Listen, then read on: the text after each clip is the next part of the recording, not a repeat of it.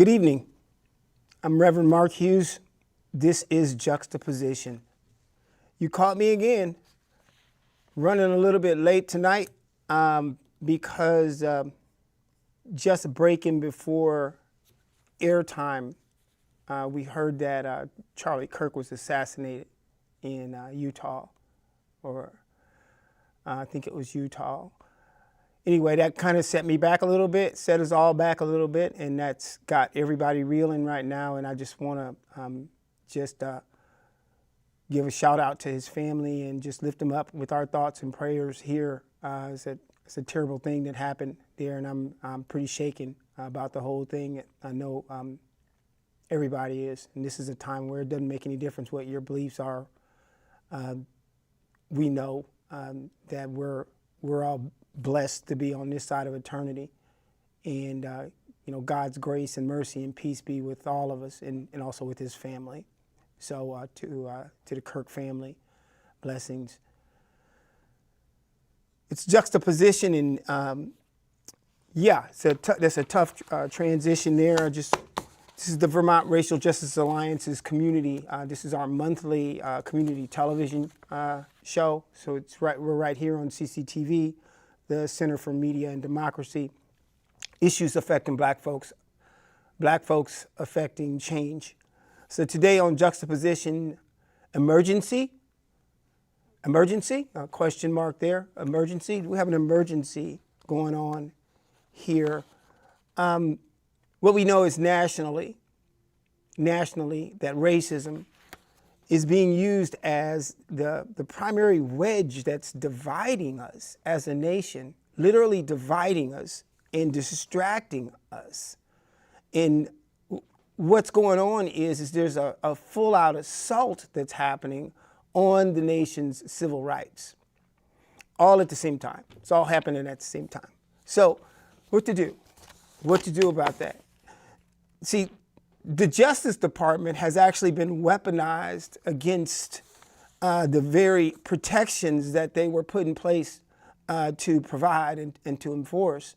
And also the federal government has essentially abdicated on its responsibilities for and its duties to uphold civil rights in this nation as we know them. And I guess I need you to sit with that for a minute. I need you to sit with that for a minute, just to think about what I just said. We're talking about civil rights, which at the heart of civil rights is the Equal Protection Clause of the 14th Amendment of the United States Constitution, from where all civil rights were derived. And that's not just the civil rights after segregation for black folks in America, but also the civil rights of the LGBTQIA community, loving the civil unions, same-sex marriages, as well as the disabilities communities. All of our civil rights nationally are seated upon the foundation of the civil rights that originated in the 14th Amendment, the second Reconstruction Amendment after slavery, the Equal Protection Clause. Those civil rights, the civil rights in America that make America America, that make democracy democracy. I'm talking civil rights here. Yet, somehow, it doesn't really feel as though everyone sees this as an emergency. So that's one of the things that I'm wrestling with today is, it's question mark, emergency. So that's what we're doing today. We're talking about this emergency that we have in America called civil rights and what's going on with it. Yeah. So what I got here is I'm holding in my hand is these are emergency declarations. Emergency declarations. This one says, whereas stark and persistent health inequities exist in the United States based on race, which is caused by systemic racism, and whereas systemic racism is a principal and social determinant of individual and public health, impacting economic, employment, education, housing, justice, and health opportunities and outcomes, all of which further adversely impact the health of people of color. Whereas the coronavirus is now exacerbating all these disparities, and Black and Latino people in the U.S. have been nearly 3 times as likely as white people to become infected. And it goes on there. And then another whereas clause is these same disparities exist in Vermont. And during the current pandemic, though Black residents comprise over 1%, just over 1% of Vermont's population, they account for approximately 10% of the total confirmed of, you remember, the COVID-19 thing. And here's another one. Whereas the race-based disparities exist at local level in many areas that are the most important social determinants of health. And then it goes on, it talks about only 4% of the homes in Burlington are owned by people of color. And I think that is, that's even more true now. Whereas, and that goes on, in Chittenden County, 26% of Black residents are in poverty compared to 10.6% of white residents. A lot of whereas clauses. Yeah, this is a community declaration of racism as a public health emergency. Again, racism was an emergency. This was about 5 years ago, back in 2020. Now, racism today is being used as a primary wedge to divide and distract us, while an all-out assault is going on across the nation that is abdicating us from the national responsibilities to protect our civil rights. But we're not talking about an emergency today. We figured it out 5 years ago. But interestingly, this is what we said about this declaration, this emergency. It says, now therefore be it resolved. I love it when we get to the resolved clauses. It says, now therefore be it resolved, we, the undersigned, hereby declare that racism constitutes a public health emergency in the city of Burlington and Chittenden County. And it says, it's further resolved that we commit to the sustained and deep work of eradicating systemic racism as organizations. We'll come back to which organizations those were.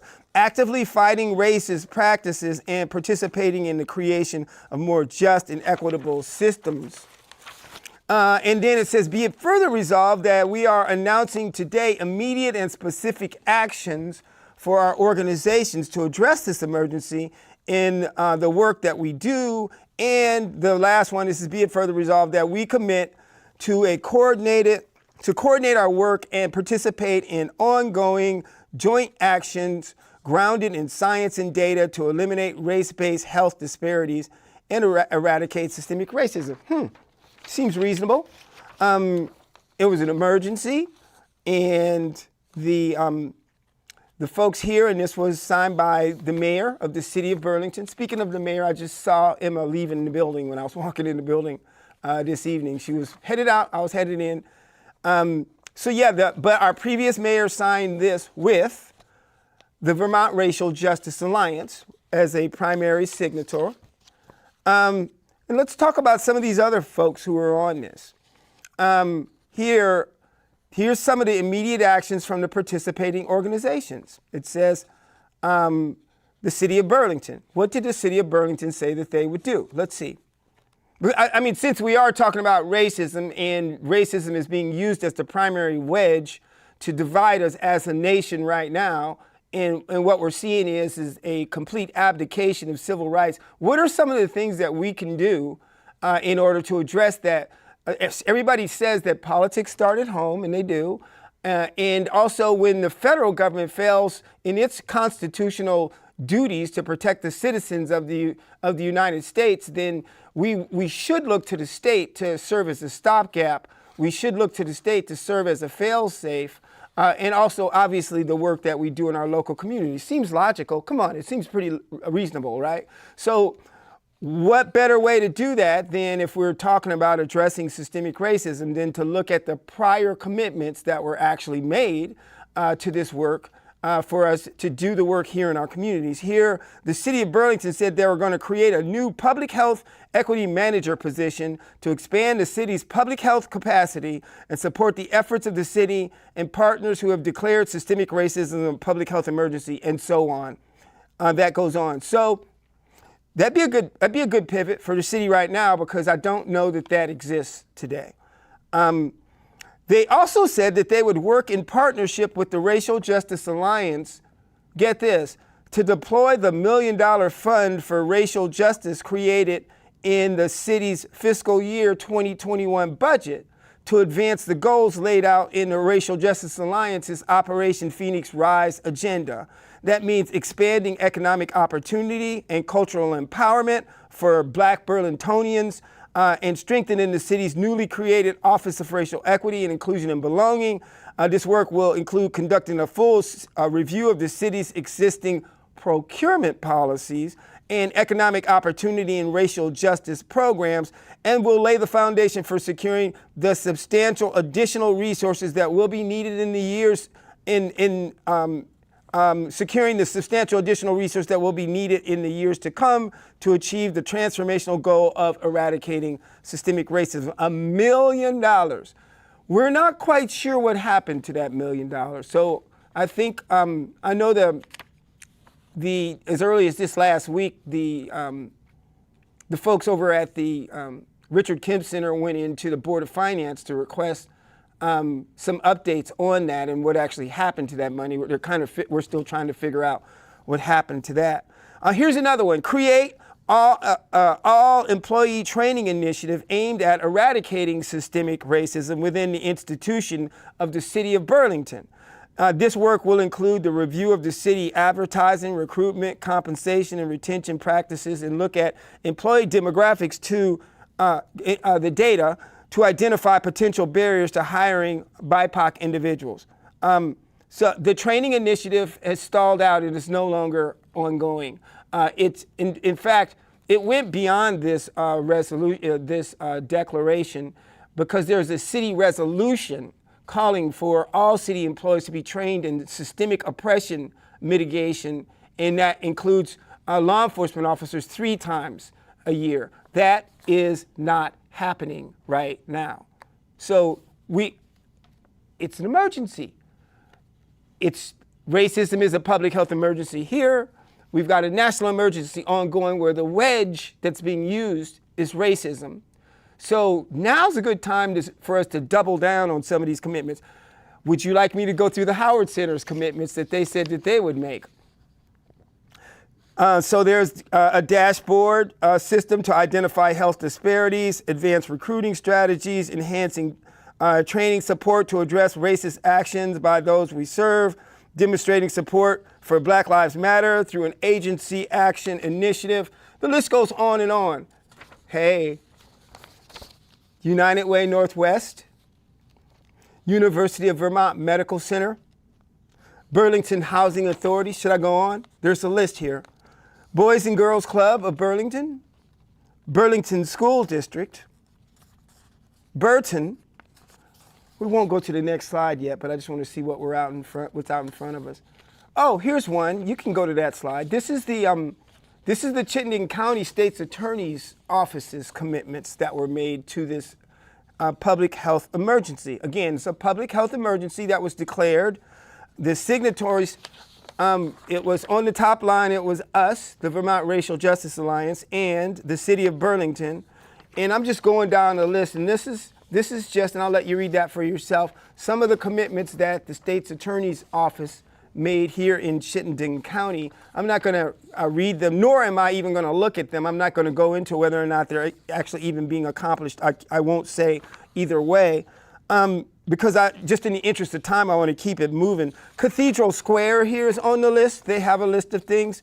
Champlain College, Champlain Housing Trust, Chittenden County Regional Planning Commission, Community Health Centers of Burlington, Chittenden County State's Attorney's Offices, as we had just stated, the Champlain Valley Office of Economic Opportunity, CVOEO, the JSM Family Room, Housing Vermont, King Street Center, Lake Champlain Chamber, Let's Grow Kids, Locomotion, Opportunities Credit Union, Sarah Holbrook Center, Seventh Generation, Spectrum Youth and Family Services, Burlington District of Vermont Agency of Human Services, the Vermont Department of Health, the Vermont Housing Finance Agency, and the YMCA are all of the folks who signed off on this declaration that racism was a public health emergency. And one would ask yourself, what's the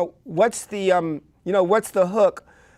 Well, we seem to still, despite all of the challenges that we're having nationally, with this wedge that's been causing so much distraction at the national level, and all of these executive orders and policies squarely directed at disrupting the lives and upending black folks' livelihood, okay? Because these policies are very pointed.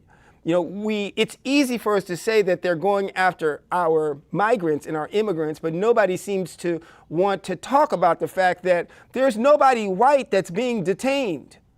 When we talk about the work of USAID globally, when we talk about the impacts of the Department of Education, and the list goes on and on and on, it seems as though it's easy to talk about everything. When we talk about Palestine, it's easy for us to talk about everything except for the fact that these are black and brown people. All of these policies are targeting black and when we talk about who's coming across the border on the southern border, when we talk about if we're engaging ships in the sea that are Venezuelan, that are so-called drug ships and so forth, all of this inflammatory rhetoric has been created to agitate and to exacerbate this racial tension that we have here in the United States. And at the same time, again, the federal government has completely abdicated its responsibilities on civil rights. Let's talk about what that means just for a minute. What that means is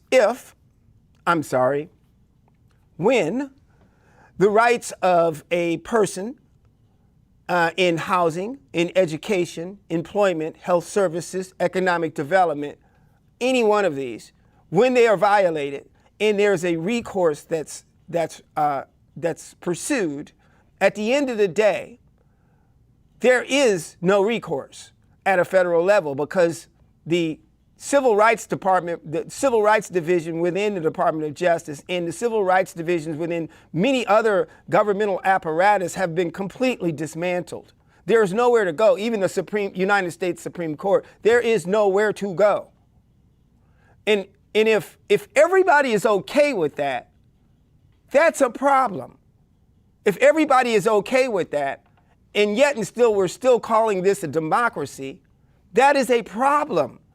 So why it is that folks can't seem to recognize this as being an emergency, this is like a 5-alarm emergency. Everybody's hair should be on fire right now because this means everything to our democracy, who we are as a nation. We seem to still have not learned that true justice and stability and safety for all Americans is only achievable when through civil rights and by acknowledging and addressing the impact that, watch this, slavery and segregation has had on this country and continues to have on this nation today. We're talking about systemic racism. Remember that thing that this administration is trying to bury right now? That's what we need to be talking about.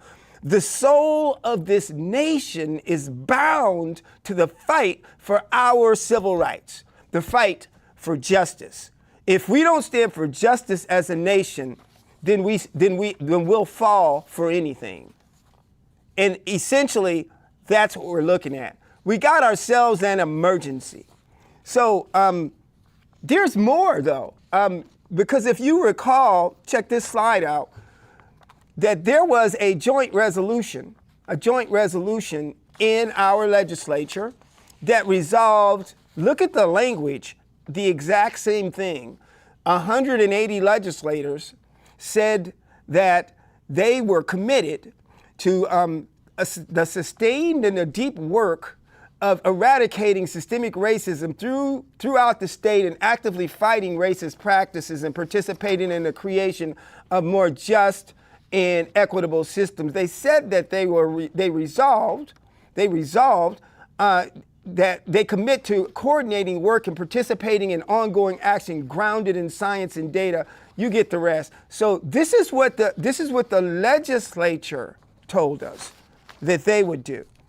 Again, this is a joint resolution that racism is a public health emergency. So where is the emergency today? Why is the legislature not acting right now? Thank you for that. Well, the reason why the legislature is not acting right now is because they're not in session. They're not in session. So we're going to get to that, though. I'm going to pivot for a minute, and we're going to take you out with some thoughts, because this is not just a rant. Because this right here, this Raise Up Justice campaign, we're raising this up. This is a civil rights, equal protection, human rights, nonviolence, beloved community. We're talking multiracial, intergenerational, interfaith, multi-able, politically independent. This is a campaign that we are raising up, that we've been actually working on over the last 4 or 5 months, kind of quietly, and we kind of pushed it out there, but we haven't completely connected. You can go to our website, vtracialjusticealliance.org. There's a little bit of information out there. You're going to see more breadcrumbs on how you can get involved. And on the third Thursday, not tomorrow, but the third Thursday, which is the 18th of this month at the Richard Kim Center, we're going to be talking more about this. So that's at 6 p.m. That's on the third Thursday. Quickly, if you take a quick look at this, what we're doing is we're changing the narrative. We want to talk about this backlash that is against exposing systemic racism and the legacy of slavery, and the fact that the fact that racism is the primary wedge that divides and distracts us from the primary issue, and the fact that true justice and stability and safety for all Americans is only achievable by acknowledging and addressing this. So these are some of the things that we're going to talk about. Let's just cut to the chase. What needs to be happening right now? Remember that emergency we talked about earlier? What we know about the federal government is largely the reason why our chief administrator, our chief executive of the federal government is able to wield the power that he is not just because he's the president of the United States. It's also because he is operating off of emergency orders. And if this is an emergency at a national level, then it ought to be an emergency at the statewide level. So what we're calling for is we're asking that the governor, our governor, would invoke an emergency, a statewide emergency. Why? To give him additional powers, and so he can invoke his authority, so he can wield the power that he needs and have access to the resources that he needs in order to fulfill his constitutional responsibilities, because he has sworn and taken an oath to the Constitution of the state to protect it and the citizens of this state. And this is an emergency. This is a 5-alarm emergency. Our hair is on fire. So why would we not want an emergency here in the state so we can have the full powers and authorities to do what it is we need to do as a state? And oh, by the way, the governor has the constitutional authority to call the legislature back into session. Remember, I told you a little while ago that the legislature is currently not in session?